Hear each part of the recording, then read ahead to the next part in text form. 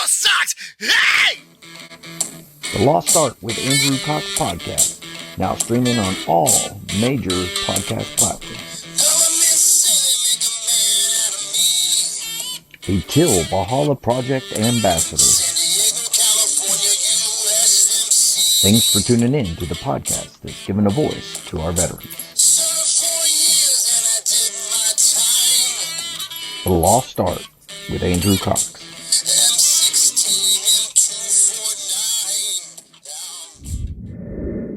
Hello, my friends, and welcome back to the Lost Art Podcast, that podcast giving a voice to our veterans. I'm your host, Andrew Cox, and today we're having a special guest, J.R. Brown. He's down in South Carolina, but we'll get into that in a little bit. If you're enjoying these podcasts, make sure you go to our website. That's thelostart.podbean.com. It's right above me. It's going to stay there throughout the duration. I just updated this. So if you get confused at any point in time, you can look at that and do it and go to it. But there's a couple ways you can help support us in getting our veteran voices out for all to hear. There is a merchandise tab. You can go in there and get you some cool merchandise. There's also the patron. You can become a patron with a monthly donation. And then if you want to donate, just do a one-time donation. You could do that as well. But there's all kinds of good stuff on there. So go to the website, check it out. And I have to give a big shout out to the Till Valhalla Project and allowing me to be an ambassador for that amazing organization. If you don't know anything about them, which I'm sure you probably do, but go to their website. That's tillvalhallaproject.com. Ton Tavern, birthplace of the Corps. We as Marines hold this history close to our hearts. Wouldn't it be spectacular if the establishment was born again? The Ton Legacy Foundation, a nonprofit 501c3, is taking the task and is looking to the Marines to once again save the day. Help the Lost Art podcast in raising funds to help get the Ton built once again only 100 yards from the original establishment in Philadelphia.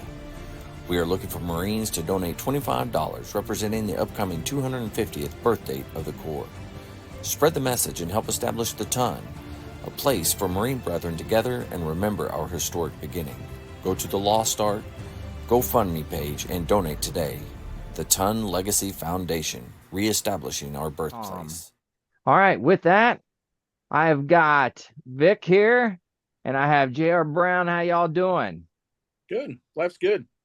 Good, man. Yeah.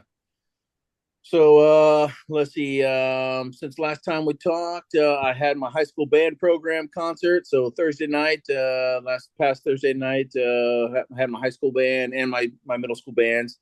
So that was a good time.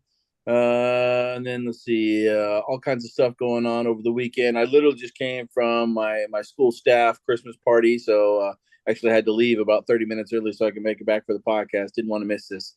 But it's been busy. This is our last week of school. Starting tomorrow, we go on break for 2.5 weeks. It's gonna be awesome. Take some much needed time off. Maybe head out to FOB and do some shooting this weekend. We'll see. I don't know. But yeah, very nice. Good. I like it. Speaking of that, JR, how you doing? Good, man. I appreciate you guys having us on here to continue to spread the good word of FOB. But just like Victor, it's just been go, end of the year stuff. All good stuff, all positive, but looking forward to next week to letting my hair down and relaxing a little bit. Yeah, absolutely. It's well deserved when you get to the end of the year. You know, you got to let your hair down. Although you guys don't have much on, you got to grow your hair out or something. I don't know. Grow it out everywhere. That's what I say. But so, JR, kind of tell us a little bit about you, like kind of where'd you grow up, what brought you in the military, and kind of walk us through your military career. Absolutely. So I'm originally from upstate New York, just outside of Ithaca, and I ended up joining the Marine Corps about a month and a half after 9/11. Shipped out to boot camp down at Parris Island, November 25th of 2001. So went through boot camp and ended up by trade I was MP, but I had the best job in the military. I was a canine handler, so I got paid to play with dogs, and I got to deploy with my dog all the time. So after canine school, I could not get off of Parris Island fast enough after I graduated boot camp. I'm sure like a lot of us, to the point where I missed out on taking a bunch of pictures with guys that who knows I'll probably never see again. But the good Lord's got a sense of humor. So where do you think my first duty station was? Right back at Paris Island. Oh no. Yeah. So about 30 minutes from here, but it was a blessing in disguise. I was a field MP K9 guy, so I really didn't have to do too much military police stuff. Did a lot of training. While I was in, I had a dope dog first, MWD, Mhm. Rico, and we went down to the Mexican border. So we were down in El Oh Paso, wow. Juarez, the border crossing, did some drug interdiction for about 3.5 months. Came home and Iraq popped off, so switched over to a bomb dog. Ended up deploying with 1st Battalion, 2nd Marines, Hmm. Iskandariya, Musaib primarily. And then when the first elections kicked off in Iraq in the beginning of '05, I kind of got pimped around all over the country for the elections. When I Wow. returned home, it was time, talking to the career jammer. It was time to re-enlist or get out. I had every intention on staying in and making it a career. I love the Marine Corps, and Hmm. I had stayed out of trouble in the force. So I was on a good path. Um, but a small little company called Blackwater had just gotten their big contract Mm. with Department of, and they recruited me pretty heavily because of the K9 asset. So I ended up jumping ship from the Marine Corps, went back over to Iraq for 2 years as a bomb dog Wow. handler with Blackwater, and absolutely loved it. Worked with a lot of really great guys. Obviously, the pay was a hell of a lot better. The comforts of war were a lot nicer. We had air conditioning and running water and hot Yeah. chow. It was nice, but we worked hard, and again, I got to serve with some really good dudes. And then to 2007. We were doing room clearing drills over at the Crossroads in Baghdad, and I ripped my kneecap off during a training accident. So that kind of ended my contracting career. Yeah. Fast forward, some of the reason why we started OpFob was based off of the struggles that I had when I got home. To Mhm. date, I've lost 29 guys to suicide that I served in Iraq with. The first one being Wow. my best friend that I convinced to join the Marine Corps with me when I was in the delayed entry program, Francis McNally. Anyways, so back up a little bit. After I got injured, my girlfriend at the time, my wife now, Stephanie, who's definitely the brains and the beauty of this operation. I wish she could be with us, but she's carting around the kids and doing all that good stuff. But she was living in New York City. So as you can imagine, after 3 years consecutively in Iraq, I moved to a city of 9 million people that I didn't feel like I had Mm. anything in common with. This was the height of the McCain-Obama election cycle, anti-Iraq, Yeah. anti-Afghanistan. So I did like a lot of us did, and I self-isolated for an entire year in a 600 square foot apartment. And as we all know, idle mind is the devil's playground. I do a lot of Oh yeah. speaking, and I always tell people, I get a chuckle, but it's true. I'm sitting there at 10 o'clock in the morning in my boxers watching Jerry Springer, and I'm still getting phone calls and emails. Hey, Pedro just got killed. This guy just lost a limb. This guy just got shot. This guy just got Yeah. hit. And you start to get that survival's guilt. And in your mind, you're like, well, man, if I was there, maybe this would have changed. Maybe I Mm. could have done something. And so, anyways, I just started to develop, my own demons and PTSD. Right. Couldn't sleep at night, survival's guilt, like I just said, anxiety, didn't want to be Hmm. around, didn't feel like anybody understood me, didn't want to talk to anybody.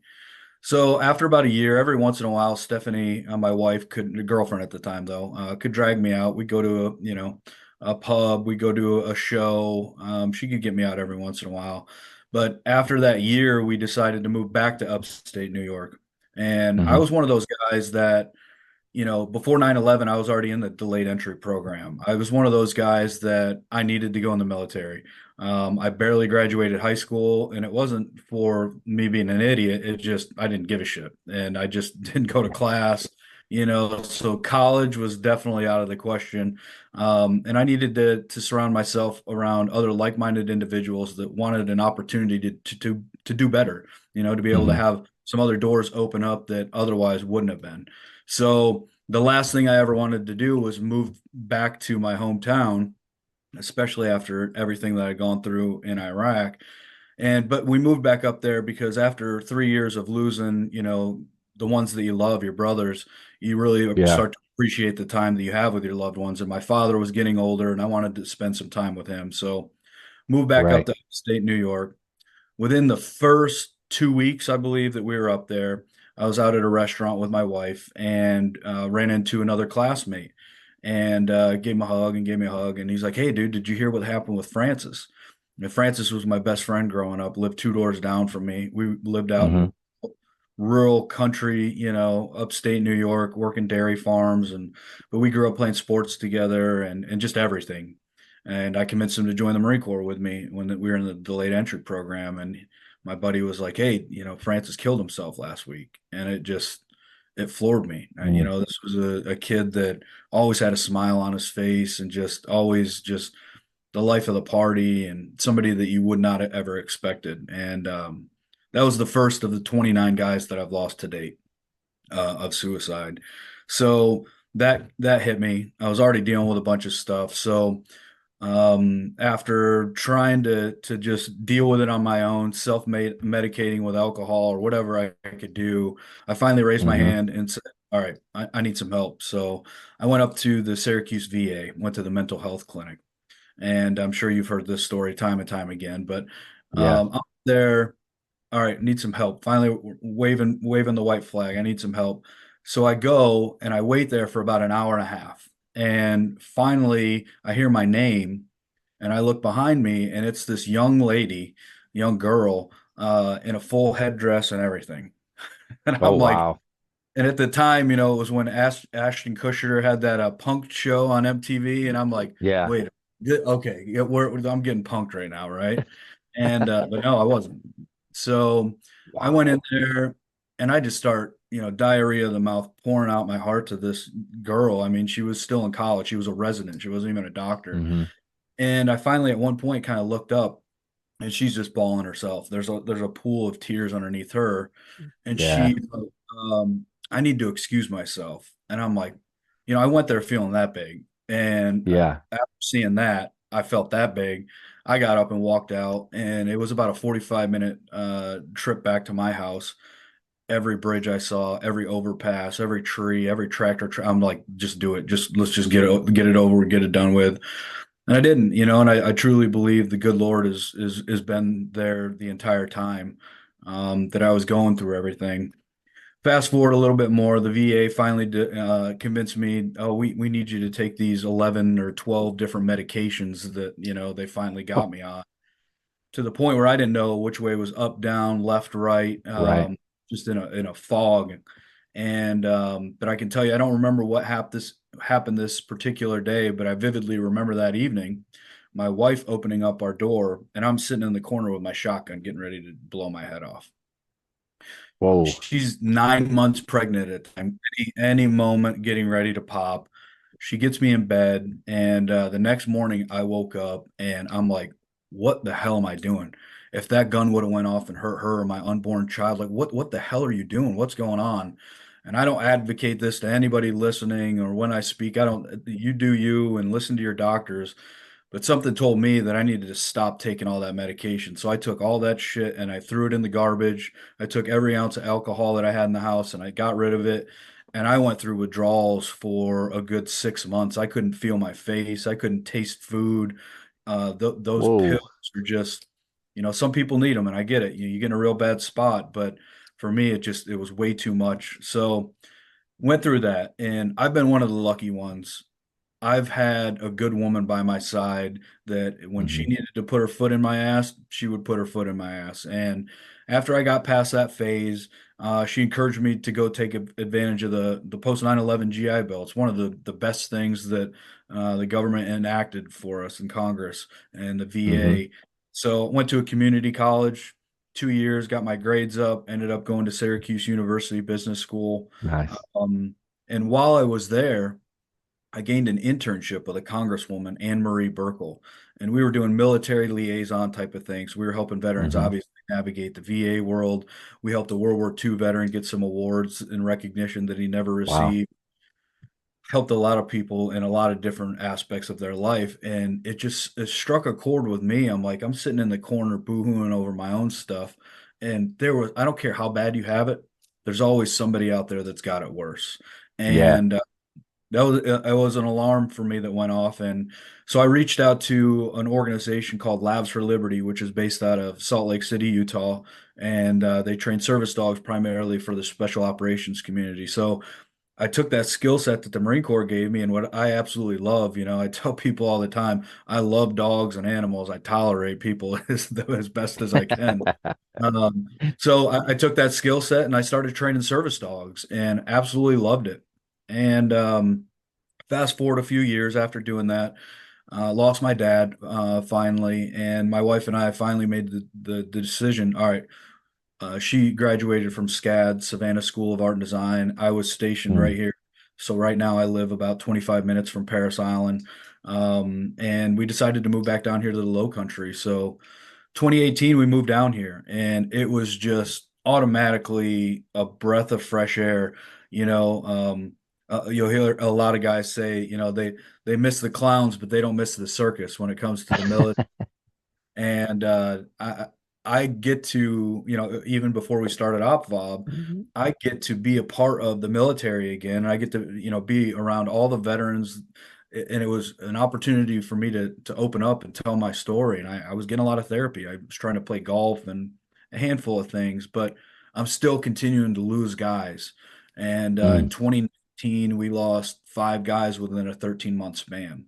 And I broke down to my wife, and I'm like, there's got to be more. What can we do? We got to do more. I'm sick of losing guys, sick of losing guys. Well, she picked up on something. Every time I was carting veterans or dogs back and forth to Utah, right out of Salt Lake City, I was always coming back rejuvenated or refreshed. And Mm-hmm. she picked up on that. And they had 35 acres up in the mountains, absolutely beautiful out there. But they had a rifle and a pistol range, which in New York, you weren't technically allowed to even own an AR or, certain firearms. And I lost all mine in a boating accident, unfortunately, while I was up there. But anyways, I was able to shoot out there. We'd get around on ATVs and side by sides and go cruise around. We'd do some fly fishing, some hunting. But most importantly, at the end of the day, we'd sit around the bonfire with other like-minded individuals, other combat veterans, law enforcement, whatever it was. And I was able to open up and talk to them, and I got more therapy out of that than I ever did any of the VA doctors, civilian doctors, the medication. It was just that Mm. natural camaraderie therapy, that we completely overlook. Like, oh, we got to deal with this and fix the brain. The reason we're able to get through some of the hardest times that we do while we're deployed is because of the guys that we have to our left and right flanks. We're able to make light of some of the darkest situations that we go through. So I was That's coming true. back refreshed. And so when my wife picked up on that, and I was like, "You're right. Let's move out to Utah."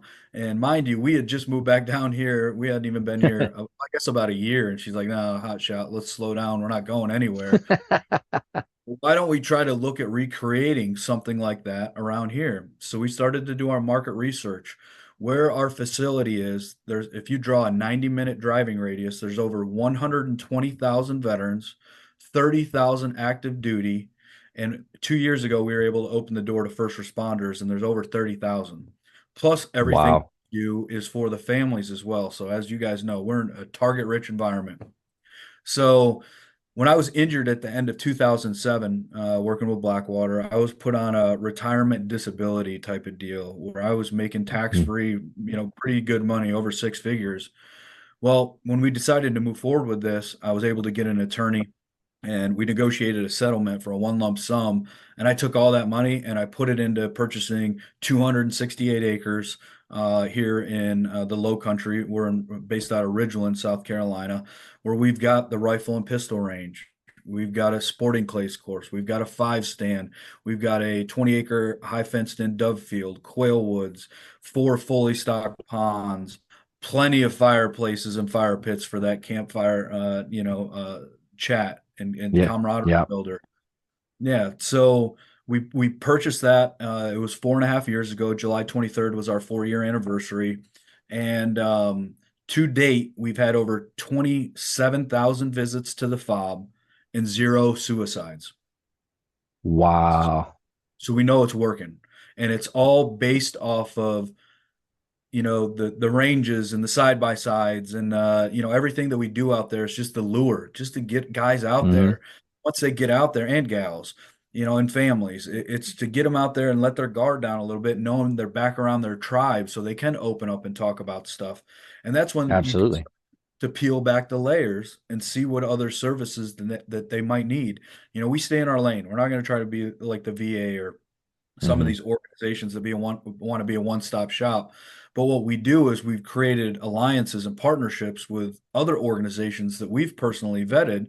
So if we got a guy with a drug and alcohol addiction issue, a housing issue, educational, legal, whatever it might be, we've got partners that we can send them to, and we know that they're going to be taken care of.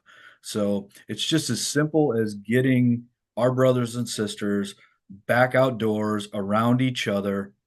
And oh my gosh, it's working. So we feel like we're just starting to hit our stride. And if you couldn't tell in the last 10 minutes of me going off, it motivates the hell out of me. I mean, Yeah. unfortunately, OpFob's been very successful in this region. And Hmm. I've still lost 11 more guys that I served with that are spread throughout the nation and other countries, even that I personally served with, that I'm still losing. So it just Right. motivates me more and more to get the word out, to link up with individuals like you, to have this platform to be able to let veterans know. I don't care if they come to OpFob. Go find another organization. There's so many other good organizations that are out there. You just got to reach out. And there's so many of us out there that might be struggling, or we're struggling, or might struggle in the future. We can get through this shit together by teaming up and leaning on each other and leaning in when times get tough. Yeah, absolutely. Man, that's absolutely fantastic. I love what you got going on. And I think for veterans, it is incredibly difficult to talk to people. And I found out on this show, people start to open up when it's just a veteran and a veteran talking. And having even more, you're there in person with them and stuff like that. I do all my stuff on Zoom. But I can't even imagine the impact that has happened with the Marines, or, well, veterans that come in to see you. Is Yeah, there I mean, it's yeah, is there any kind of specific incidents of different things that you're doing to kind of help those guys out? so, again, like I said, we create an environment that's relaxed for everybody to come in and build that camaraderie. But what we have seen is we've got these guys and gals out there. Let's start putting a little more meat on the bones. So this year we're getting ready. We have partnered up, and I'm getting ready to send my first wave of employees and volunteers that handle our retreats. We're embracing and partnering up with Boulder Crest. I'm not sure if you're familiar with them, but they're a No. nationally recognized peer-to-peer counseling, if you will, organization where, it's sitting around the campfire. It helps us direct the conversation a little bit more, and to Hmm. figure out again what more that these individuals need. One of their biggest mottos is PTG, post-traumatic growth. So it's learning how to take Well, some of the experiences that we have that we struggle with, and instead of sitting there and boo-hoo-hooing, let's figure out a way to make that a positive experience, or at least not a positive experience, but use that in a positive way to make ourselves better. So right. there's a few different pillars with that: is making sure that your mental health is there, making sure that your physical health is there, making sure your finances are squared away. I don't have to tell you guys, the military, and we've got guy after guy after and gal that just they don't know how to balance a damn checkbook, and that just creates Yeah. so much stress on everybody's life, living outside of your means. And then the spiritual side, I don't have Hmm. a Bible thumper. I don't push anything, but I can tell you that the good Lord has been by my side throughout this entire trip, Hmm. to the point where, when I was really struggling, when I was back in upstate New York, trying to convince myself that I need to take my life, I'm like, why? I'd break down. Why are you making me go through this? Why did I have to do what I did when I was in Iraq? Right. Why? And it didn't hit me until after we started OpFob and we went on this mission of trying to reduce veteran suicide, that I understand now that he was putting me through everything that he did to build me up, to make me stronger, to be on this mission, to be able to help our brothers out. Yeah, that's a very good point. And being on their level and have gone through it, there's something to that. It's not just somebody like a lot of times, like you were talking about, a civilian you go in and see, and you start talking to them. They don't understand. They don't get it. Whether they're a therapist or whatever. But because you've gone through that, you can have that conversation with them and they get it. Absolutely. And again, the past 2 years, we've been able to open up the door to first responders. You think of all the resources that are out there for the veterans, whether it's the VA on the government side or other organizations. These guys, we go on a deployment for 9 months, 18 months, whatever it might be. These men and women do it on a day-to-day basis for 20 plus years. Oh yeah. And we hold a annual First Responders Appreciation Day in September. And this past year we had Lou Velosi come up. He actually has a show on what is it, Max? I think HBO Max or whatever it is right now. Okay. Paramount. He was an undercover ATF agent for over 20 years. So anyways, he got up there and he was talking, and something I never really thought of it this way, but you think about it. First responder, you don't call a first responder when it's your birthday. Hey, come over and have some cake with me, or come celebrate, this achievement. You call a first responder on one of your worst days of your life. Yeah. You're calling them to your kids are trapped in your burning house, or come scrape up one of my loved ones off the pavement from getting in a car accident.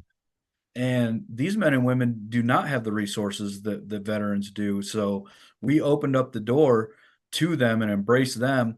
And it was just a natural fit because over 50% of the first responders that I know, most of them were in the military at one point in time. They just decided to get out and wanted to serve their country and their community in a different capacity. So we love our first responders, and we want them to know that everything that we offer for veterans is for first responders as well. Yeah. And you have a fairly big first responder presence there. We do. And believe it or not, we've got a big contingency of men and women that were on the pile at 9/11 digging bodies out. No kidding. Wow. NYPD, Port Authority. Yeah. So they're the ones who actually came up with the idea for we've done 2 of them now, the annual First Responders Appreciation Day. And the first year we had about 500 people. Last year we had a little over 400 people.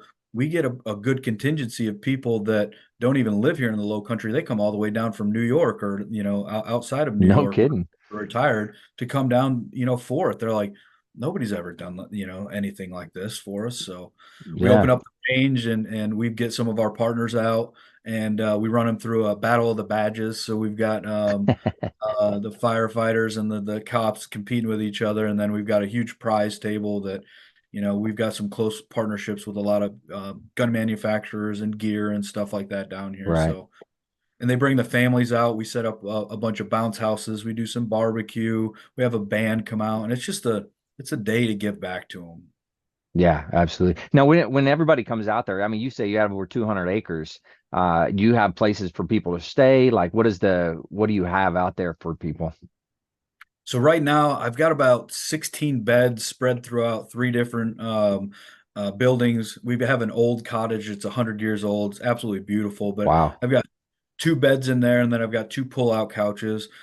We have a bunkhouse that I've got an 88 bedroom downstairs, queen size mattress with a bunk bed in there as well, 88 restroom, and then upstairs is just like a true bunkhouse. I think we've got 9 racks up there, and then out on one of the corners of the property, we call it our fish camp. It's a little tiny home cabin. It's got a queen size mattress. It's got a little loft, kitchenette, bathroom, so it's good for a family or a couple veterans. But yeah, with what we're doing with the Boulder Crest, adapting and partnering up with them, we're getting ready to kick off a capital campaign to actually build a full-on lodge where we'll be able to lodge, 20 plus veterans, first responders, active duty, or their family at a time, for a lot of different events between the retreats, the Boulder Crest stuff. Again, like I was telling you guys before, I'll let the cat out of the bag. Because you're not going to air this till next week, but every That's year right. we do concert for the heroes. And so April 26th this year or next year, 2025, we've got Clay Walker and Daryl Worley coming out. And we get about 3,000 people that show up to this event. So it's our biggest fundraiser of the year. But more importantly, and I tell people all the time, I had a meeting this morning, I bring in a lot smarter people to deal with the finances and figure out how to bring in the money. My mission and my goal is to make sure that every veteran and first responder knows that OpFob's out there and Right. we're a resource. And if you're struggling, I'll jump in that hole. My team will jump in that damn hole with you and fight and pull your ass out and come up with a plan of attack to be able to set you up for success and provide purpose. That's a big thing that we always preach about.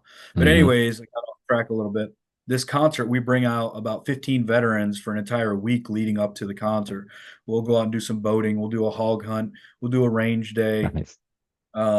We've got the bunkhouse that we'll set up, and then we get a bunch of people to donate a bunch of campers for us. We set up like a little trailer park out there. Nice. We've got an oak tree out there that's over 300 years old. We've got some lighting in there and everything, and that's where the magic happens. Wow. It's just, whether it's a big event like that or it's like this weekend, we've got a retreat with 5 different guys coming out to be able to spend some time with each other. And we make it happen. We've got an amazing team. This community has embraced us. I'm sure a nonprofit, it's all about money, money, money, money. The more Hmm. money you have, the more resources you have, the more people you can help. And Yeah. live in a nice little wealth corridor down here in the Low Country, Hilton Head, Bluffton, Buford. Oh, yeah. All these community foundations and individuals have just embraced what we're doing. And just you've heard some of the numbers from the success that we've had. We're just getting started, man. Yeah. I got a question about if I'm just I live in the area, local area, and I want to just come out and visit. Like, what is there hours of operation? Like, what's the daily routine, I guess? No, that's a great question. So all you need to do is go to our website. It's opfob.org, opfob.org, and there's a little veteran and first responder portal in there. You put in some basic information. It gets you in our database. One of our veteran liaisons will reach out to you within 24 to 48 hours and get you in our system. So we have the only true open day that we have is on Saturday. We do coffee and camaraderie. Hmm. Victor, I believe you've been there a handful of times. And so what that is, we kick it off at 9 o'clock. We've got some of our volunteers that are making some breakfast sandwiches. We got some pastries, and we'll have anywhere from 50 to 150 individuals out there on any given Saturday. And then after that, Wow. we open up the ranges. The rest of the week, because we have so many shooting aspects and hunting and firearms related things, we can't just have people show up because we don't have that Right. lodge. We don't have a true check-in facility. So we do have open range on Tuesdays and Fridays, but you need to register. You have to be in our database. You got to go Hmm. on there and register for it. Plus, our waiver is embedded in there. You can't imagine how much my insurance is for liability. No, I But can. yeah, It's ridiculous. sign a waiver. And then, if you want to come out for a retreat, you'll basically talk to our veteran liaison and get that on the calendar. And a good problem and bad problem, like we're booking out months in advance now for Hmm. Oh, weekends for wow. guys and gals to come out. But this lodge will be a game changer. Once you pull into the facility, we've got our flagpole. You got to have the flagpole right Hmm. there. Yeah. Biggest we've got an airport right next to us. Right past that is where we're going to end up putting in our lodge. And in that lodge, we'll have a couple offices, but we'll have a check-in receptionist area as well. So that way people can show up, 9 to 5, whatever we want to call it throughout the week. Cause then we'll have Right. kind of a master a map there. And okay, well, these guys are down here. You can go up to this pond and fish, or you can, take your dog for a All walk right. over here. Yeah. Yeah. Yeah. So Yeah. otherwise, That makes right now sense. everything appointment only. Yeah. Wow. And how many retreats are you say you're doing within the year? Did you hear me? No, you broke up a little bit there. Sorry. How many retreats do you think you do within a year? Oh, that's a great question. And it continues to grow. I'll tell you that our growth year over year is 30 to 40%. I'll tell you that at least on average, we'll have 2 retreats a month. And then the reason we won't every weekend is because We'll have different events out there. It sounds like Victor's getting ready to have his son's graduation out there. We open it up to our veterans and first responders. So we've got a 5,000 square foot rustic barn. That's where we have our concert. That's where we do coffee Oh, hour. wow. Beautiful venue. It's made out of recycled telephone poles. So we'll actually Nice. let some of our members have weddings out there. We've done promotion ceremonies. We've done reunions. We've done retirement ceremonies. And then we actually let some of our sponsors and partners use it for a retreat facility as well. Wow. That's amazing. Oh man. So what as we're moving forward in this, what are some things that you want to be able to kind of let everybody know? It may be something that we haven't hit on or whatever, but something you want to leave everybody with. All right. So just like I said, if you are struggling, there are people out there that give a shit. Pick up the phone. If you're not struggling and you got guys that you served with, you pick up the phone. You'll never really truly understand how much it might affect shooting a guy a text, give him a call, reach out social media, whatever it is. You never know where that person's headspace in is. And I believe there's a country song that talks about the same thing, but reach out to your battle buddies. I don't get that. That's how we stop and reduce this problem. We look out for each other. And know that there's organizations like OpFob, and we've partnered with a bunch of them nationwide. There's really good people out there doing really good things for the right reasons. And I'll tell you real quick. So OpFob, I don't pull a paycheck. I will never pull a paycheck from OpFob. I will find other ways to find money and be able to provide opportunities to hire other veterans. So my point being, I was part of another organization years ago that was run by a bunch of civilians, and they used my family and I basically to line their own pockets and make money, and that just makes me sick to Mm, my stomach if people do that. So I like to always throw that out there so people know that we're doing it for the right reasons. But yeah. reach out to your battle buddies. Don't make a permanent solution to a temporary problem. Whatever you got going on in your head, whatever you got going on in your life, take a deep breath, relax, lean into it. You can always get through it. And if you need to, like I do, get on your knees once in a while. Pray to the good Lord. Mm, He's there. He's got your back, just like other veterans do. So let's work together to reduce the veteran suicide epidemic that we have. yeah, absolutely. Man, couldn't say it any better myself. Now, Vic, you've been pretty quiet and you have actually gone out there, and I want to give you an opportunity to kind of talk about your experience going out there. I'm just happy to be here. uh, so, uh, so I was there 4 years ago when you first reached out to a Marine band to come play. I was the senior enlisted for the band out there, so I was the person that got called and asked to have the Paris Island Marine Band come out. So I dedicated a flagpole and all that kind of stuff. So I mean, I feel a little connection to the place because I was there almost at the beginning.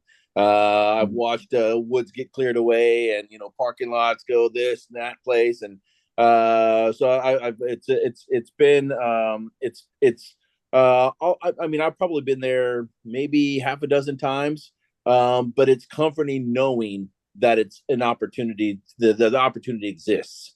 I just got an AR. Well, my neighbor across the street, Saul Cardenas. I don't know. He's out there quite a bit. He does.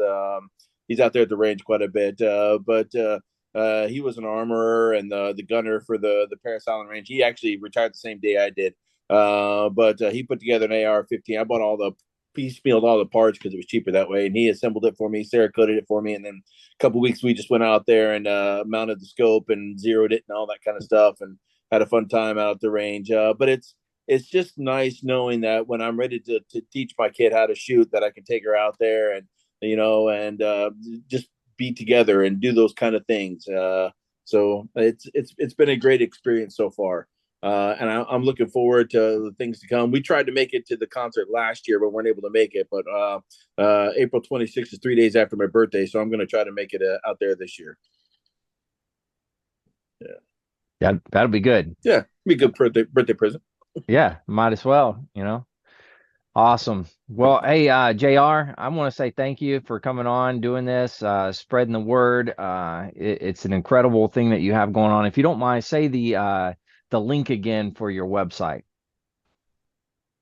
Yeah, it's opfob.org, opfob.org.